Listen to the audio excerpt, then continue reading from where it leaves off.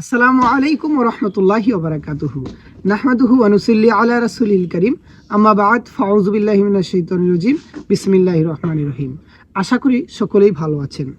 আলহামদুলিল্লাহ, আমাদের বাংলাদেশে ইদানিং আরবি ক্যালিওগ্রাফি পড়া টি-শার্ট, আরবি ক্যালিওগ্রাফি পড়া শাল এবং আরবি ক্যালিওগ্রাফি করা জার্সি পরার প্রবণতা যুবকদের মধ্যে অনেক দেখা যাচ্ছে এবং ইদানিং বেশ কিছু কোম্পানি এই আরবি ক্যালিওগ্রাফি করা বিভিন্ন পণ্য আমাদের মাঝে ছড়িয়ে দিচ্ছে।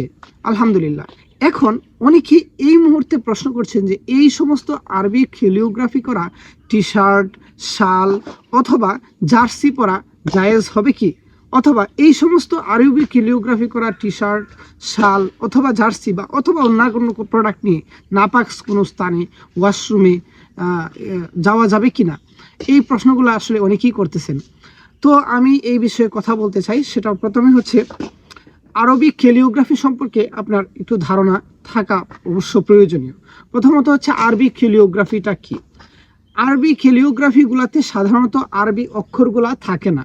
অধিকাংশ সময় আরবি ক্যালিওগ্রাফিতে আরবি অক্ষর, আরবি ফন্টের জাতীয় আরবি অক্ষরের সাদৃশ ক্যালিওগ্রাফি করা হয়ে থাকে।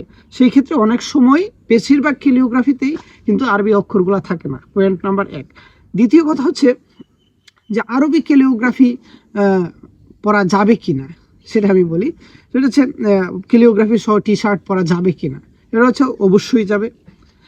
কিন্তু এইখানে একটা প্রশ্ন আছে, যদি আরবি ক্যালিওগ্রাফি করা টি-শার্টের মধ্যে কোনো কোরআনের আয়াত থাকে, কোরআনের আল্লাহ নবীজি সাল্লাল্লাহু আলাইহি ওয়াসাল্লামের কোনো হাদিস লেখা থাকে, সেই ক্ষেত্রে সেই সমস্ত টি-শার্ট পরে অবশ্যই নাপাক স্থানে যাওয়া আপনার জন্য কি হবে, নাজায়েজ হবে এবং অনুত্তম হবে। সেটা কোনোদিনই ভালো কাজ হবে না। কিন্তু যদি সেটা ভাষা হয়ে থাকে, একটা কথা মনে রাখবেন, কোরআনের আয়াত এবং ভাষা, আরবি ভাষা দুইটা কিন্তু এক জিনিস নয়। কোরআনের আয়াত সম্বলিত কোনো একটা শব্দও যদি থাকে তাহলে সেটা নিয়ে কি করা যাবে না, কোনো নাপাক স্থানে গমন করা যাবে না। কিন্তু যদি সেটা ভাষা হয়ে থাকে বা আরবি অক্ষর হয়ে থাকে বা আরবিতে কারোর নাম হয়ে থাকে, সেটা নিয়ে অবশ্যই নাপাক স্থানে যাওয়া যাবে।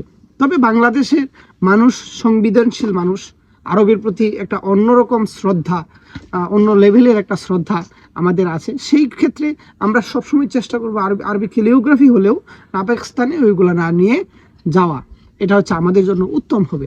আরেকটা বিষয় হচ্ছে যে আরবির প্রসার ঘটানো। আমি এই সমস্ত কোম্পানি এবং যারা আরবি ক্যালিওগ্রাফার আছেন তাদেরকে অবশ্যই ধন্যবাদ দিব।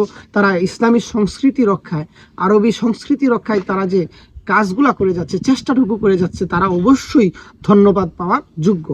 তো আমরা এই যারা অনেকেই বলতেছেন যে এটা হচ্ছে একটা ধর্মীয় ব্যবসা, ঠিক আছে, এটা হচ্ছে ধর্ম নিয়ে ব্যবসা, এটা যারা বলে তারা হচ্ছে কি, তারা ইসলামের কখনো কিনে চায় না, ভালো চায় না।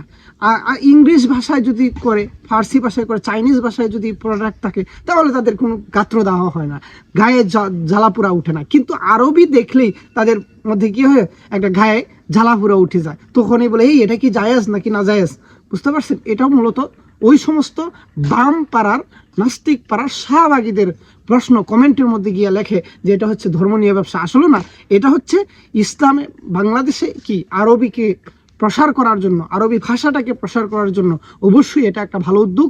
আপনারা অবশ্যই পড়বেন। তবে আমি বললাম, আরও বিস্তারিত জানার জন্য আপনার এলাকার ভালো, আপনার জানাশোনা স্বনামধন্য আলেমের কাছে ধারস্থ হতে পারেন। তবে অবশ্যই আরবি ভাষা প্রসারের এবং প্রচার এবং প্রসারের ক্ষেত্রে এটা সহায়ক ভূমিকা পালন করবে। যারা এই ধরনের ব্যবসা করছেন তারা খুব ভালো কাজ করছেন, তাদের জন্য দোয়া এবং শুভকামনা রইল। আশা করি ভিডিও বুঝতে পেরেছেন। ভিডিওটি ভালো লাগলে সবার কাছে শেয়ার করে দিবেন। আসসালামু আলাইকুম ওয়া রাহমাতুল্লাহি ওয়া বারাকাতুহু।